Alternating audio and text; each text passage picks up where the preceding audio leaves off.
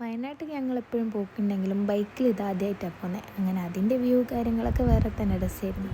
പോകുന്ന വഴിക്ക് കൊടുവള്ളി എത്തിയപ്പോൾ ഞങ്ങളൊരു മുളക് ബജിയും പിന്നെ ഒരു പരിപ്പടിയും വാങ്ങി കഴിച്ചു. അത് കഴിഞ്ഞ് ഞങ്ങൾ നേരെ വിട്ട്.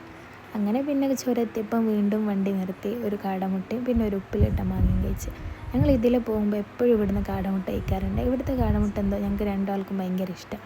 അങ്ങനെ അതൊക്കെ കഴിഞ്ഞ് ഞങ്ങൾ നേരെ വയനാടൊക്കെ പിടിച്ച്. അങ്ങനെ ഇതാ നമ്മൾ വയനാടെത്തി. വയനാട്ടിലേക്ക് ഇന്ന് പോകാൻ കാരണം എൻ്റെ ചെറിയ അനിയത്തിൻ്റെ ബർത്ത്ഡേ. അപ്പോൾ ആൾക്കൊരു ഗിഫ്റ്റ് വാങ്ങാൻ വേണ്ടി ഒരു കടയിൽ കയറിയിട്ട് ഒരു ടെഡി ബിയർ വാങ്ങി.